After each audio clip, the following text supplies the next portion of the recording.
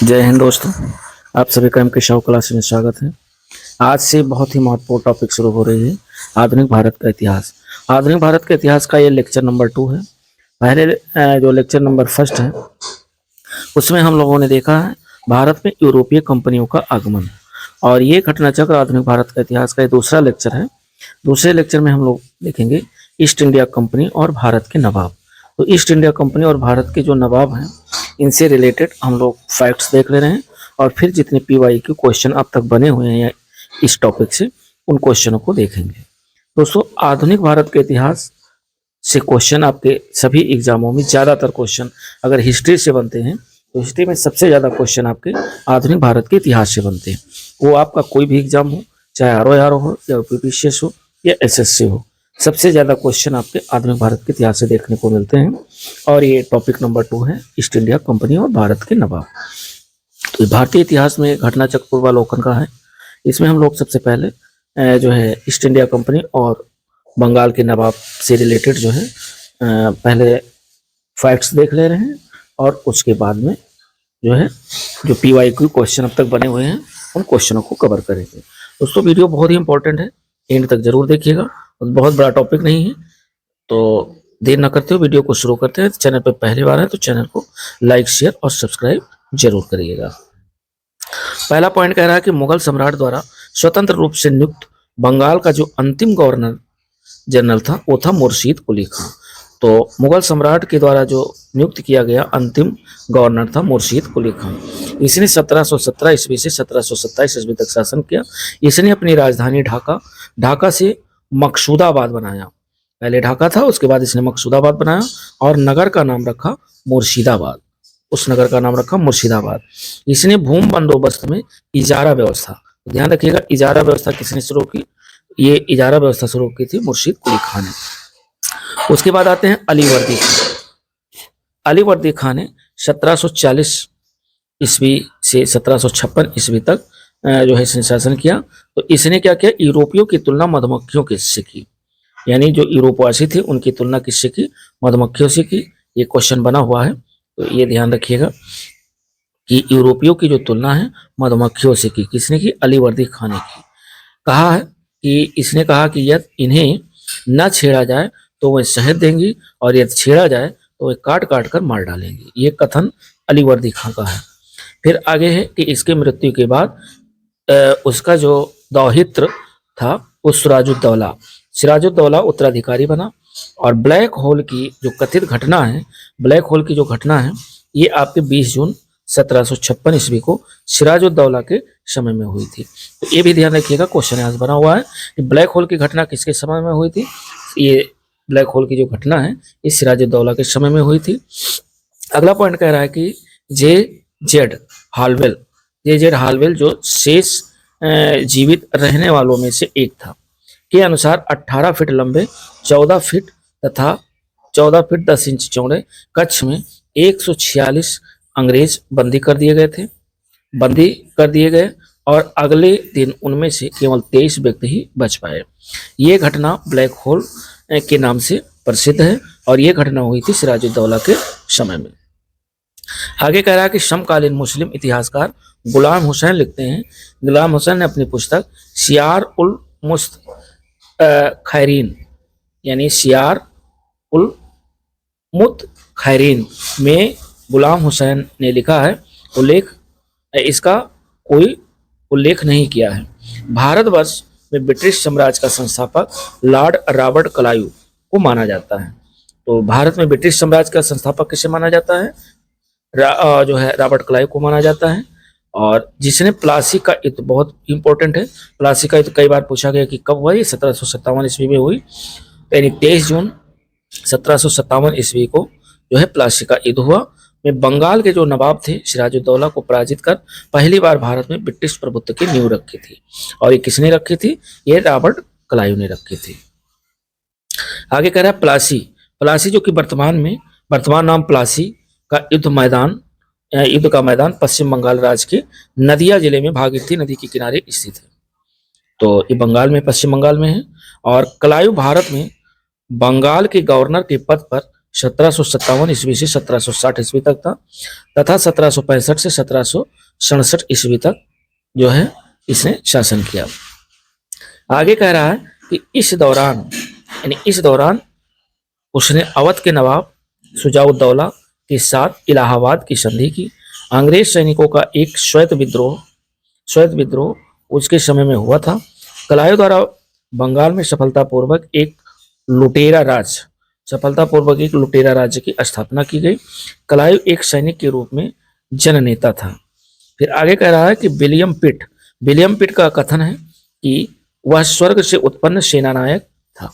यानी विलियम पिट का कथन है कि यह जो था कि वह स्वर्ग से उत्पन्न सेनानायक, ये उपाधि दी थी विलियम पिट ने।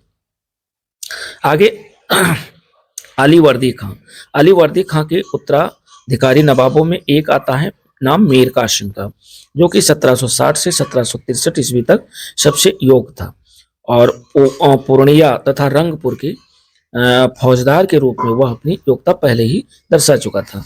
वह अपनी राजधानी मुर्शिदाबाद से मुंगेर ले गया। संभवतः वह मुर्शिदाबाद के षड्यंत्रमय वातावरण तथा कलकत्ता से दूर रहना चाहता था ताकि अंग्रेजों का हस्तक्षेप अधिक न हो। मीर कासिम ने सेना का गठन यूरोपीय पद्धति पर करने का निश्चय किया। यानी मीर कासिम ने जो सेना का गठन किया वह यूरोपीय पद्धति पर निश्चय किया और इसके द्वारा मुंगेर में तोपे तथा तोड़ेदार बंदूकें बनाने की व्यवस्था की गई। इसके अतिरिक्त मीर कासिम राज्य की आर्थिक स्थिति को भी सुधारने के लिए प्रयत्नशील रहा। जिन अधिकारियों ने गबन किया था उन पर बड़े बड़े जुर्माने लगाए गए। कुछ नए कर भी इसने जो है लगाए। 22 अक्टूबर 1764 को अंग्रेजों ने मीर कासिम और अवध के नवाब शुजाउद्दौला तथा दिल्ली के मुगल सम्राट शाह आलम द्वितीय की सम्मिलित सेना को बक्सर के युद्ध में परास्त किया। इस युद्ध में अंग्रेजों की कमान मेजर हेक्टर मुनरो के हाथ में थी और इस युद्ध के समय बेंसिट टॉर्ट बंगाल का गवर्नर था। इस युद्ध के परिणाम ने प्लासी के निर्णयों पर मोहर लगा दी। भारत में अब अंग्रेजों को चुनौती देने वाला कोई दूसरा नहीं था। इलाहाबाद तक का प्रदेश अंग्रेजों के अधिकार में आ गया तथा दिल्ली विजय का मार्ग खुल गया। बक्सर का युद्ध भारतीय इतिहास में निर्णायक सिद्ध हुआ और बक्सर के युद्ध के समय बंगाल का नवाब मीर जाफर तथा दिल्ली का शासक शाह आलम द्वितीय था। इलाहाबाद की जो दूसरी संधि हुई वह 16 अगस्त 1765 के अनुसार शाह आलम को अंग्रेजी संरक्षण में ले लिया गया तथा उसने इलाहाबाद में रखा गया। इलाहाबाद तथा कड़ा के जो क्षेत्र नवाब ने छोड़ दिए थे शाह आलम को मिले। 12 अगस्त 1765 की संधि के अनुसार मुगल बादशाह शाह आलम द्वितीय ने कंपनी को बंगाल, बिहार तथा उड़ीसा की दीवानी अस्थायी रूप से दे दी। इस समय Robert Clive east India company का बंगाल का गवर्नर था और इसी समय बंगाल में द्वैत शासन की शुरुआत हुई। कंपनी ने यानी द्वैत शासन की जो शुरुआत हुई यह शाह आलम द्वितीय बिहार उड़ीसा यानी जो शाह आलम द्वितीय को मिला तो शाह आलम द्वितीय के समय में ये जो है बंगाल में द्वैत शासन आरंभ हुआ।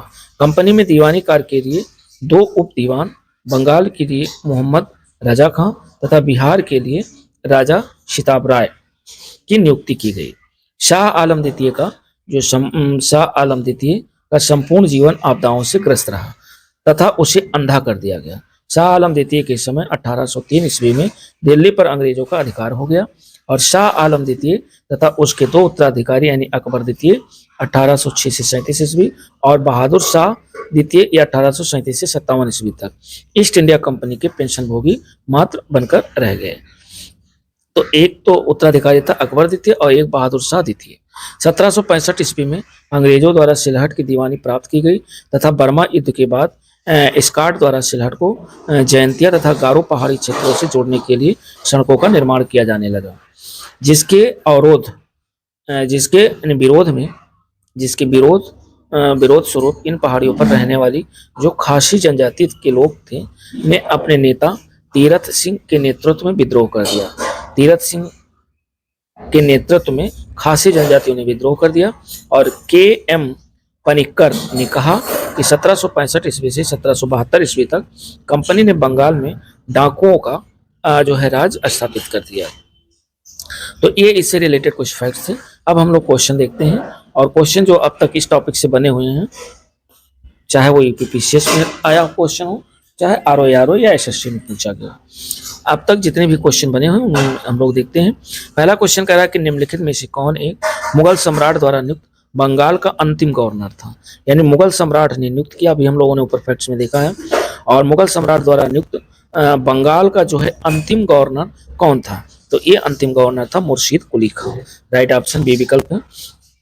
मुगल सम्राट फर्रुखसियार, मुगल जो सम्राट था फर्रुखसियार ने 1717 ईस्वी में मुर्शीद कुली खां को बंगाल का गवर्नर यानी सूबेदार नियुक्त किया था। मुर्शीद कुली खां की मृत्यु के बाद उसका दामाद आता है शुजाउद्दीन बंगाल का सूबेदार बना, और जिसे तत्कालीन मुगल सम्राट मोहम्मद शाह रंगीला द्वारा मान्यता प्रदान की गई। अतः मुगल सम्राट द्वारा नियुक्त बंगाल का अंतिम गवर्नर मुर्शीद कुली खां था। अब प्रश्न नंबर 2 कह रहा है, ये आरओ में किसमें क्वेश्चन पूछा गया है, कह रहा मुगल बादशाह द्वारा नियुक्त बंगाल का अंतिम सूबेदार कौन था। तो मुगल बादशाह द्वारा नियुक्त बंगाल का अंतिम जो सूबेदार था वह मुर्शीद कुली खां था। अंतिम सूबेदार कह लीजिए या गवर्नर कह लीजिए। तो दूसरे नंबर का जो राइट ऑप्शन है वो ये विकल्प मुर्शीद कुली खां। प्रश्न नंबर 3 कह रहा है कि निम्नलिखित में से कौन सा युद्ध था जिसने भारत में ब्रिटिश प्रभुत्व को आरंभ किया। तो भारत में ब्रिटिश प्रभुत्व को आरंभ जो करने वाला किस युद्ध के माध्यम से भारत में ब्रिटिश प्रभुत्व को प्रारंभ किया, यानी ब्रिटिश प्रभुत्व का आरंभ हो गया, तो वो युद्ध था प्लासी का युद्ध, जो कि 1757 में लड़ा गया था। आगे देखिए कह रहा कि भारत में ब्रिटिश प्रभुत्व का प्रारंभ प्लासी के युद्ध से हुआ। प्लासी का युद्ध 23 जून 1757 में रॉबर्ट क्लाइव के नेतृत्व में ये युद्ध लड़ा गया था, ये ध्यान रखिएगा। और अंग्रेजों ने बंगाल के नवाब सिराजुद्दौला को पराजित किया, और अंग्रेजों ने पराजित किया था सिराजुद्दौला को। साथ ही साथ नवाब की सेना 3 राजद्रोहियों मीर जाफर, यार लतीफ और रायदुल्लभ की सेना नायकत्व में थी, और नायब की एक अग्रगामी टुकड़ी के नेता मीर मदन तथा मोहन लाल थे। सहसा एक गोली से रणभूमि में ही मीर मदन मारा गया, और नवाब सिराजुद्दौला द्वारा अपने प्रमुख अधिकारियों से मंत्रणा के दौरान मीर जाफर ने उसे पीछे हटने को कहा था, तथा ये भी कहा कि नवाब को सेना का नेतृत्व सेनाध्यक्षों के हाथ में छोड़ युद्ध क्षेत्र से चले जाना चाहिए। सिराजुद्दौला वापस मुर्शिदाबाद लौट गया, और यही उसकी हार का कारण बना। प्लासी के युद्ध ने अंग्रेजों को तत्कालीन सैनिक एवं वाणिज्यिक लाभ प्रदान किए, और इसने कृषि उत्पादन और दस्तकारियों के क्षेत्र में अग्रणी 3 राज्य, एक तो बिहार, बंगाल और उड़ीसा में राजनीतिक प्रभुत्व स्थापित करने के लिए पृष्ठभूमि तैयार की।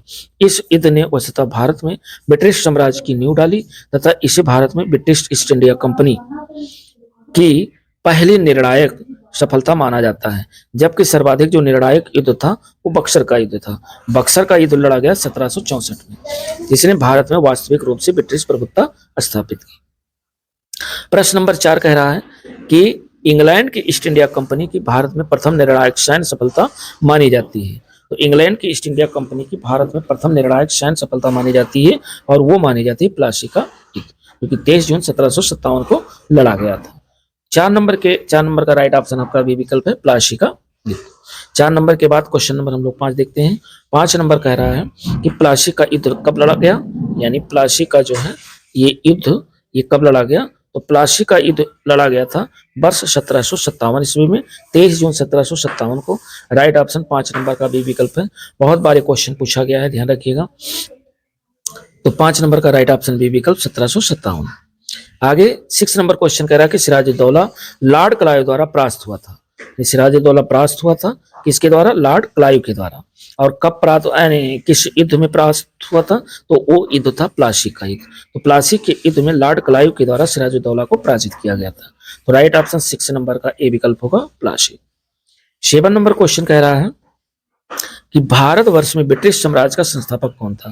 तो भारतवर्ष में ब्रिटिश साम्राज्य का संस्थापक रॉबर्ट क्लाइव था, यानी लॉर्ड रॉबर्ट क्लाइव था। राइट ऑप्शन 7 नंबर का सी ऑप्शन सही है, लॉर्ड रॉबर्ट क्लाइव। ये ब्रिटिश साम्राज्य का संस्थापक, यानी भारतवर्ष में ब्रिटिश साम्राज्य को स्थापित करने वाला जो था वो था लॉर्ड रॉबर्ट क्लाइव। आगे इससे रिलेटेड कह रहा है कि भारतवर्ष में ब्रिटिश साम्राज्य का संस्थापक लॉर्ड रॉबर्ट क्लाइव को माना जाता है। इसने प्लासी का युद्ध 23 जून 1757 में बंगाल के नवाब सिराजुद्दौला को पराजित कर पहली बार भारत में ब्रिटिश प्रभुत्व की नींव रखी थी। 8 नंबर क्वेश्चन कह रहा है कि निम्नलिखित में से किसी स्वर्ग से उत्पन्न सेनानायक कहा गया है। तो स्वर्ग से उत्पन्न सेनानायक कहा गया रॉबर्ट क्लाइव को। तो राइट ऑप्शन 8 नंबर का बी विकल्प सही है, रॉबर्ट क्लाइव। और आगे 9 नंबर क्वेश्चन कह रहा है कि प्लासी का युद्ध जो मैदान है वो कहाँ स्थित है। तो प्लासी का युद्ध मैदान ये पश्चिम बंगाल में स्थित है। राइट ऑप्शन 9 नंबर का डी विकल्प। प्लासी वर्तमान नाम प्लासी का युद्ध का जो मैदान है वो पश्चिम बंगाल राज्य के नदिया जिले में भागीरथी नदी के किनारे स्थित है। तो 9 नंबर का राइट ऑप्शन डी विकल्प पश्चिम बंगाल। 10 नंबर क्वेश्चन कह रहा है कि निम्न में किसने अपनी राजधानी मुर्शिदाबाद से मुंगेर जो है हस्तांतरित की। मुर्शिदाबाद पहले थी और मुर्शिदाबाद से मुंगेर किसने बनाया। तो ये बनाया था मीर कासिम ने। यानी 10 नंबर का राइट ऑप्शन डी विकल्प है मीर कासिम। इस सारे क्वेश्चन कई बार एग्जामों में पूछे गए हैं। कह मीर कासिम अपनी राजधानी मुर्शिदाबाद से मुंगेर ले गया। संभवतः वो मुर्शिदाबाद के षड्यंत्रमय वातावरण तथा कलकत्ता से दूर रहना चाहता था ताकि अंग्रेजों का हस्तक्षेप अधिक न रहे। तो इसका जो राइट ऑप्शन है 10 नंबर का वो है डी विकल्प मीर कासिम। 11 नंबर क्वेश्चन कह रहा है कि सबसे अधिक जो निर्णायक युद्ध जिसने अंग्रेजों के भारत में प्रभुत्व को स्थापित किया था वह युद्ध कौन सा था। तो वह युद्ध था बक्सर का युद्ध। Very very important. 11 नंबर का ए विकल्प बक्सर का युद्ध। कितनी बार ईपीसीएस और जो है आरओ में क्वेश्चन पूछा गया है। कह रहा 22 अक्टूबर 1764 को अंग्रेजों ने मीर कासिम जो कि अवध के नवाब शुजाउद्दौला तथा दिल्ली के मुगल सम्राट शाह आलम द्वितीय की सम्मिलित सेना को बक्सर के युद्ध में परास्त किया। इस युद्ध में अंग्रेजों की कमान जो है मेजर हेक्टर मुनरो के हाथ में थी। इस युद्ध के परिणाम ने प्लासी के निर्णयों पर मोहर लगा दी। भारत में अब अंग्रेजों को चुनौती देने वाला कोई दूसरा नहीं था। इलाहाबाद तक का प्रदेश अंग्रेजों के अधिकार में आ गया तथा दिल्ली विजय का मार्ग खुल गया। बक्सर का युद्ध भारतीय इतिहास में निर्णायक सिद्ध हुआ और पी रॉबर्ट्स ने बक्सर के युद्ध के बारे में कहा है कि प्लासी की अपेक्षा बक्सर को भारत में अंग्रेजी प्रभुत्व के जन्मभूमि मानना कहीं अधिक उपयुक्त है। और आगे कहा है कि यदि बक्सर के युद्ध के परिणाम को देखा जाए तो कहा जा सकता है कि जहां प्लासी की विजय अंग्रेजों की कूटनीति के परिणाम थी वहीं बक्सर की विजय को इतिहासकारों ने पूर्णतः सैनिक विजय बताया।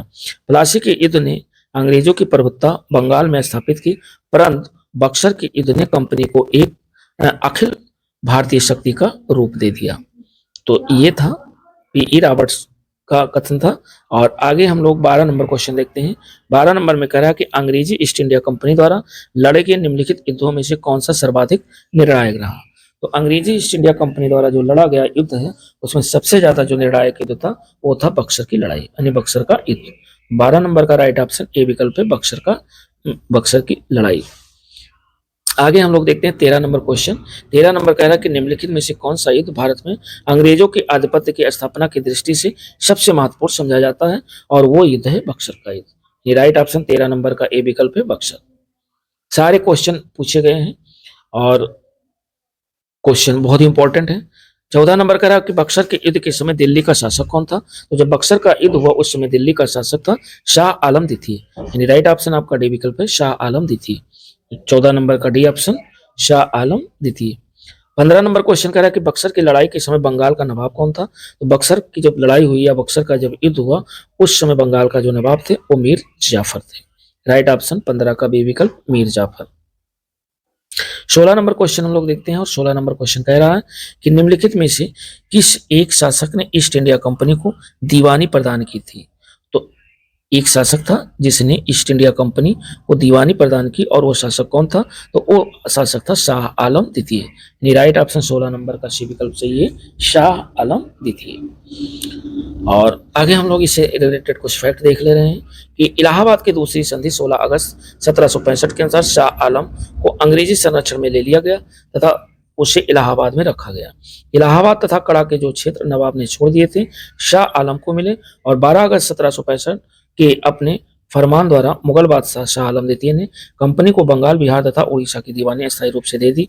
इस समय Robert Clive east India company का बंगाल का जो है गवर्नर था। शाह आलम द्वितीय का संपूर्ण जीवन आपदाओं से ग्रस्त था।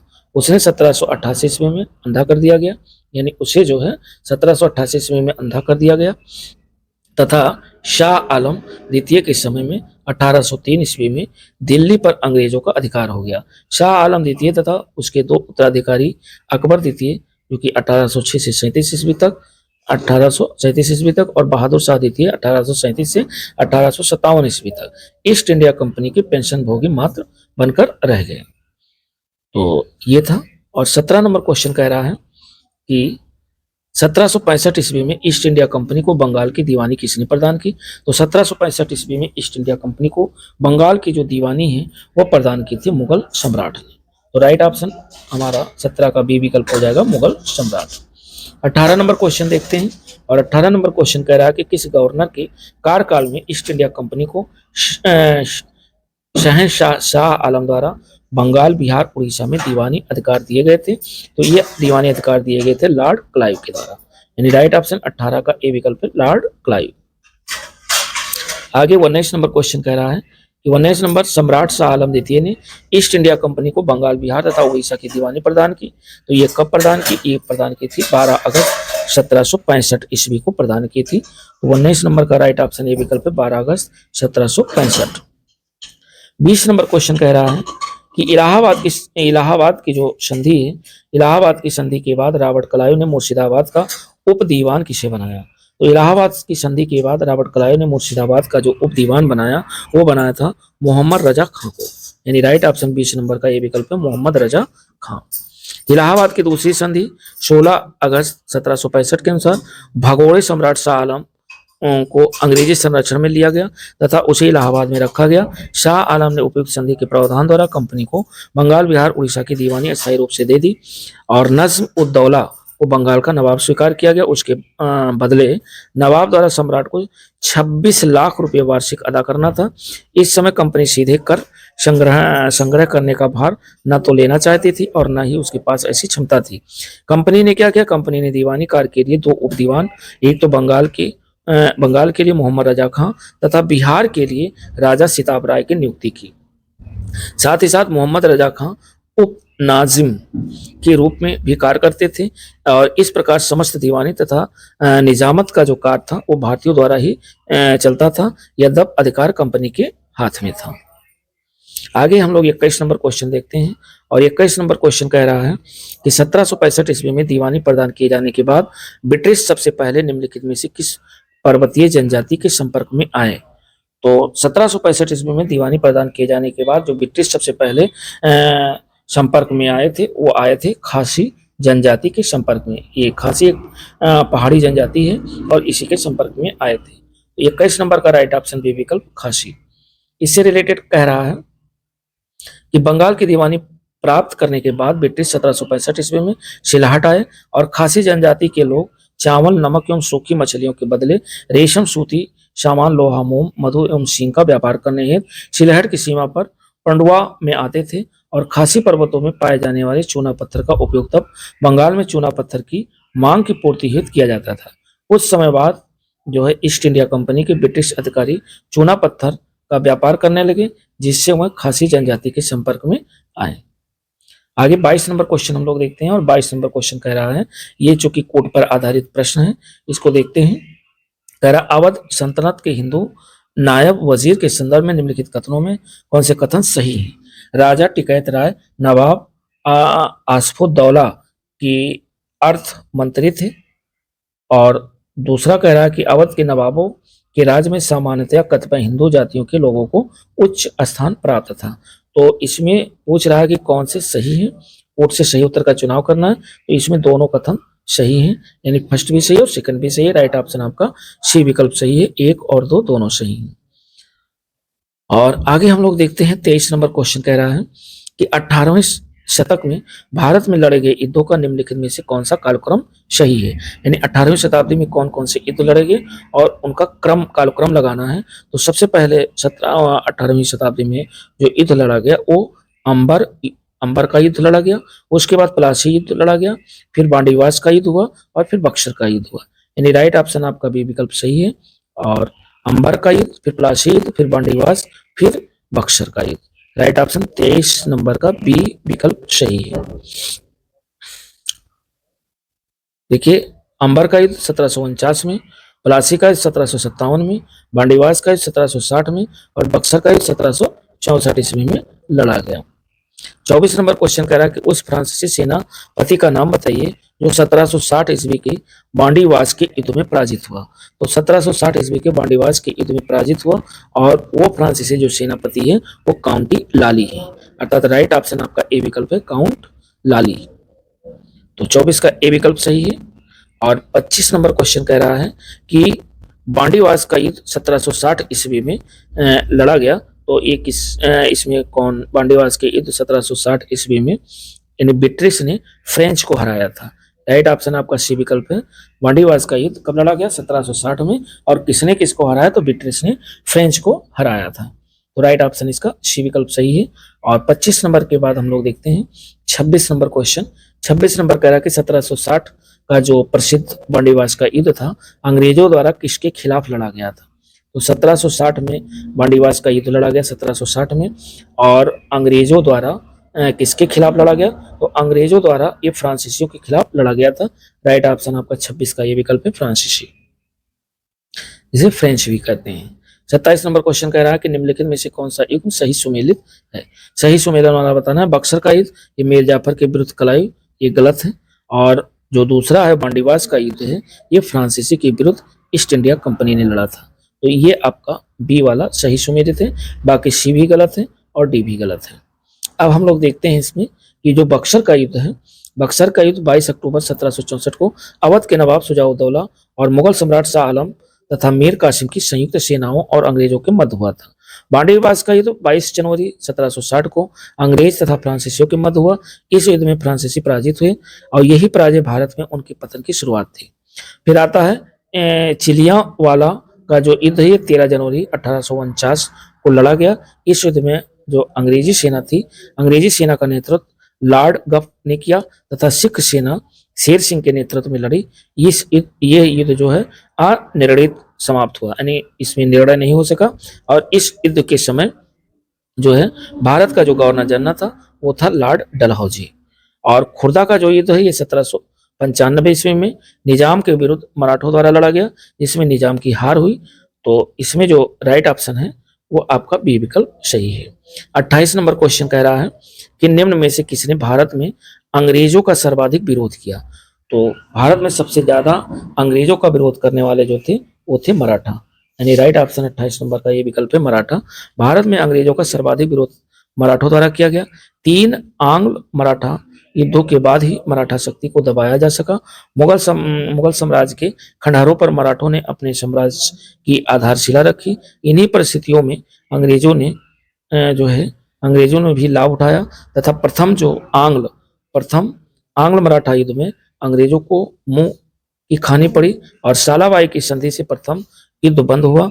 बेलेजरी ने 1802 ईस्वी में अपनी सहायक संधि के जाल में पेशवा को बांध लिया और 1818 ईस्वी में लॉर्ड हेस्टिंग्स ने मराठों की रही सही शक्ति को समाप्त कर ब्रिटिश सर्वोच्चता की स्थापना की। तो ये रहा दोस्तों जो है हमारा ये दूसरा लेक्चर आधुनिक भारत के इतिहास का, जो कि बहुत ही महत्वपूर्ण है। यहाँ से आप लोगों ने देखा कि क्वेश्चन किस तरीके से पूछे जा रहे हैं। और इस दूसरे लेक्चर का जो नाम है वो ईस्ट इंडिया कंपनी और भारत के नवाब। इससे पहले जो पहला लेक्चर है आधुनिक भारत का इतिहास, और वो आधारित है यूरोपीय कंपनियों का आगमन। पहला लेक्चर वो था और ये दूसरा लेक्चर है। और इसके साथ अब ये घटना चक्र आधुनिक भारत का इतिहास शुरू हुआ है। 2 लेक्चर हुए हैं और बहुत जल्दी हम लोग आधुनिक भारत का इतिहास भी कवर कर लेंगे। फिर उसके बाद देखते हैं और मिलते हैं नेक्स्ट वीडियो के साथ। यदि चैनल को सब्सक्राइब न किया हो तो चैनल को सब्सक्राइब जरूर कर लें, ताकि कोई भी वीडियो डाली जाए तो उसका नोटिफिकेशन आपको तुरंत मिल जाए। तो मिलते हैं दोस्तों नेक्स्ट वीडियो के साथ, तब तक के लिए नमस्कार।